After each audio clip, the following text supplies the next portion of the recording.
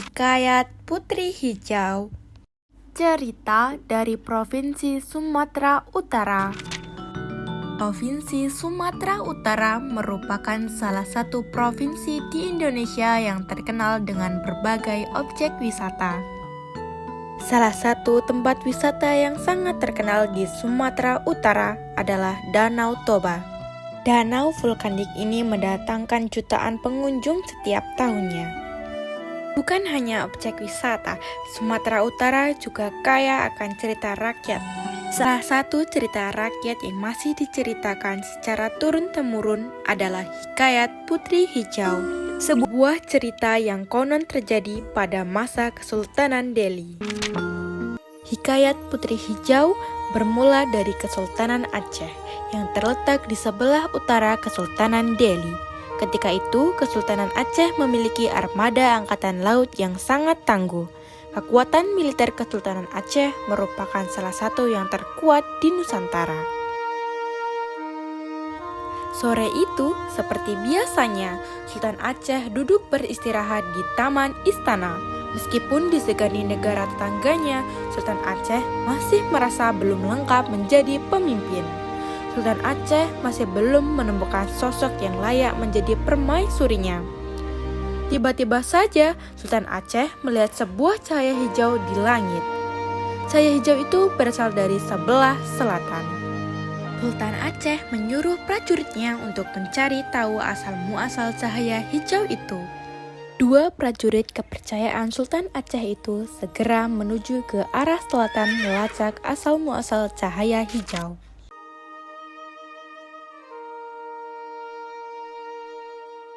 Sesampainya di wilayah Kesultanan Delhi, dua prajurit Aceh bertanya kepada warga yang ditemuinya dan berkata, "Maaf Tuan, kami hendak bertanya, dari mana asal-muasal cahaya hijau di langit ketika sore hari itu?"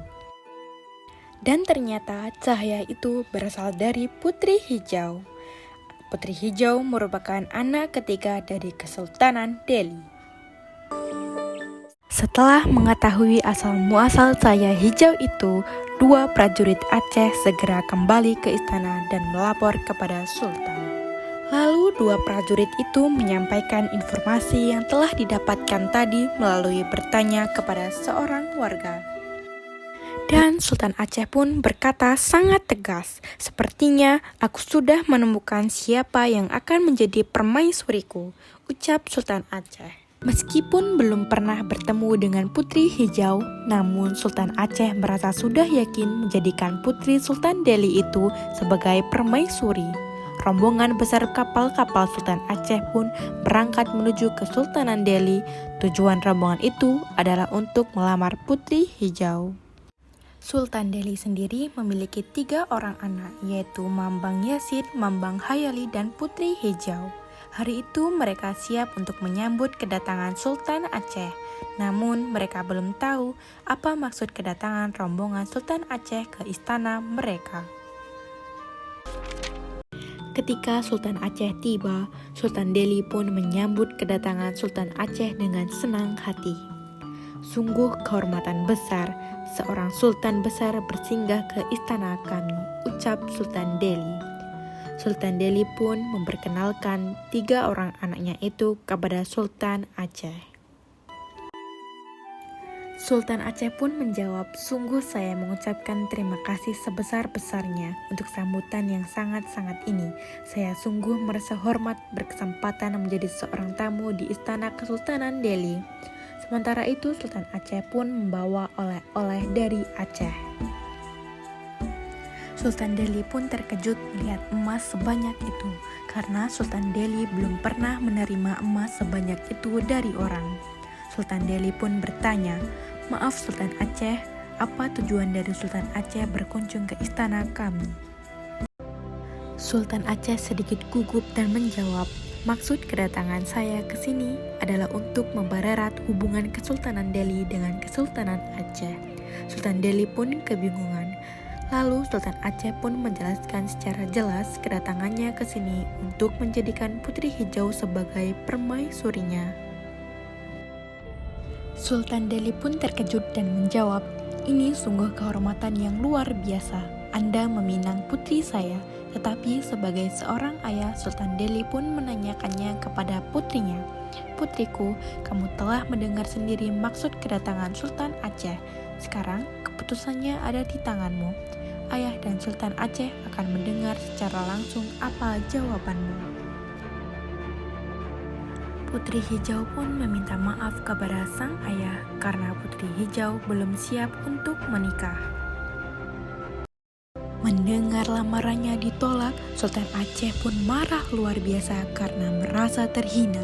Dengan segera Sultan Aceh memanggil panglima perangnya dan meminta untuk menyiapkan semua armada perang untuk menyerang Kesultanan Delhi. Perang pun pecah seketika. Tembakan meriam dari prajurit Aceh seolah tanpa henti menghujani benteng pertahanan Kesultanan Delhi. Benteng pertahanan Sultan Delhi tidak mampu bertahan lama. Pelan tapi henti, prajurit Aceh semakin mendekati benteng dan berhasil masuk. Terjadilah pertengkaran sengit di dalam benteng.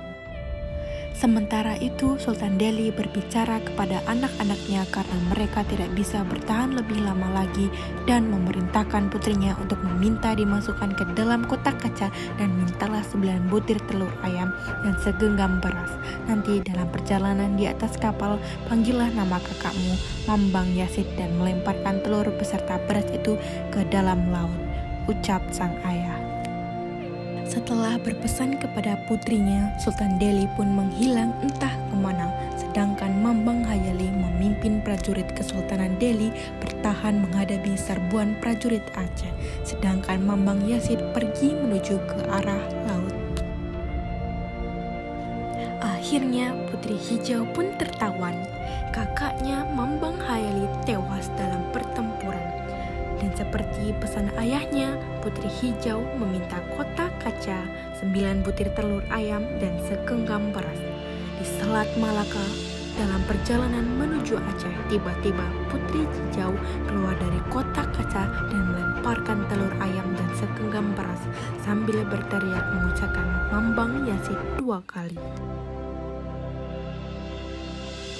Tidak lama kemudian, seekor naga besar muncul dari lautan. Sultan Aceh sangat terkejut. Tidak hanya naga besar mendekati kapalnya, tetapi naga itu juga membawa Putri Hijau. Sang Sultan tidak bisa berbuat apa-apa untuk menghentikan naga yang membawa lari Putri Hijau. Sultan Aceh pun menyesal telah memaksa Putri Hijau untuk menjadi permaisurinya.